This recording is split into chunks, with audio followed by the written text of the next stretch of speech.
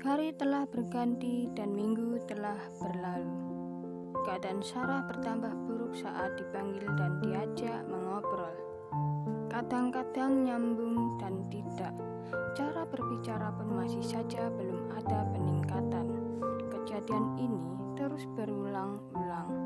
Dan akhirnya orang tua Sarah memutuskan untuk memeriksanya di puskesmas.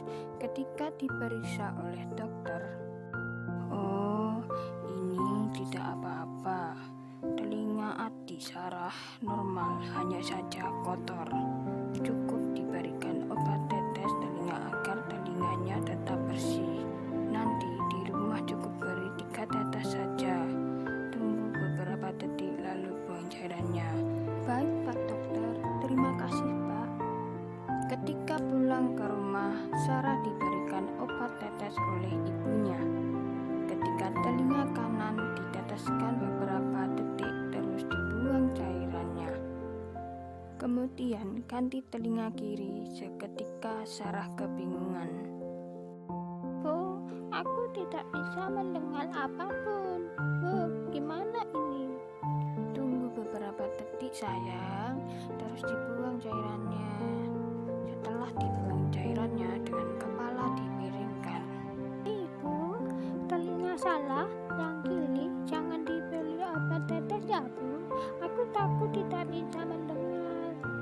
"Ya sudah, yang kiri tidak usah." Ibu Sarah mengira telinga kanannya yang bermasalah. Setelah beberapa hari Sarah masih tetap tidak ada perubahan. Ibu akhirnya mulai berbicara dengan bapak tentang Sarah. "Pak, Sarah kok tidak ada perubahan ya? Bagaimana ini Pak?" "Ya sudah, begini saja Bu.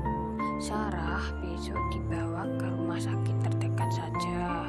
Tapi Bapak tidak bisa ikut Bu. Besok Bapak sibuk di kantor desa membantu kepala desa, ada kunjungan dari pusat." Karena Bapak Sarah sibuk kerja di kantor sebagai sekretaris desa dari berangkat pagi sampai sore. "Baiklah Pak, tidak apa-apa. Besok ke sana semoga saja ada perubahan." "Amin. Baiklah Bu, hati-hati ya besok Bu." Keesokan harinya, Sarah dan ibunya datang ke rumah sakit terdekat. Di sana Sarah diperiksa di ruang THD.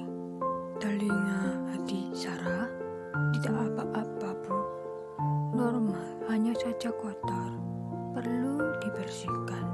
Cukup diberi obat tetes saja. Tapi sebelumnya mohon maaf Pak. Kemarin periksa di puskesmas juga diberi obat tetes. Tidak ada perubahan sama sekali Pak." "Tidak apa-apa Bu. Harus rutin. Nanti kotorannya bisa keluar sendiri. Ibu harus bersabar." "Baiklah Pak Dokter.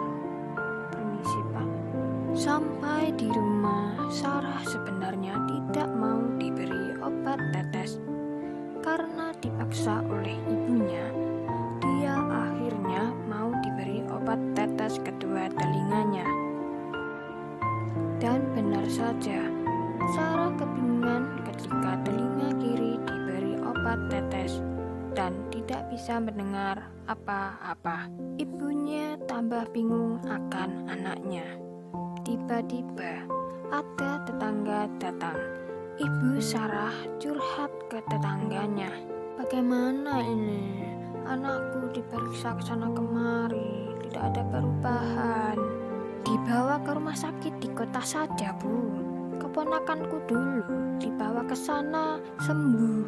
"Keponakan ibu sakit apa Bu?" "Telinga juga Bu. Tiba-tiba keluar darah. Lupa Bu, gara-gara terluka kemasukan apa gitu. Tapi setelah dibawa ke sana sembuh Bu. Sepertinya ada harapan. Besok lusa coba ke sana." 2 hari kemudian, ibu dan Sarah datang ke rumah sakit di kota. Di sana Sarah diperiksa. bilang benar saja apa yang dikatakan oleh Pak Dokter sama dengan dokter-dokter sebelumnya.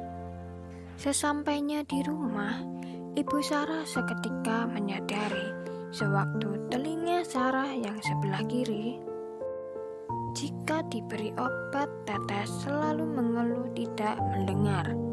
Dugaan sebelumnya telinga kanan yang bermasalah. Ibu Sarah berinisiatif mencari bulu ayam kampung. Sarah disuruh tiduran di pangkuan ibunya. Ureklah telinga kanan Sarah. Beberapa detik, Sarah merasakan geli-geli dan seketika kesakitan. Ternyata di dalam telinga Sarah ada sesuatu yang mau keluar.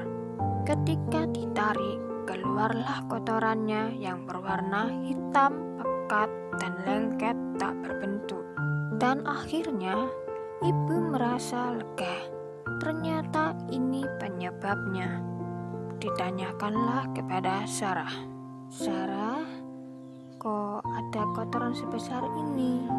Kamu habis main apa? Kok bisa ada di dalam telinga kamu, Sarah? Seketika Sarah mengingat sesuatu.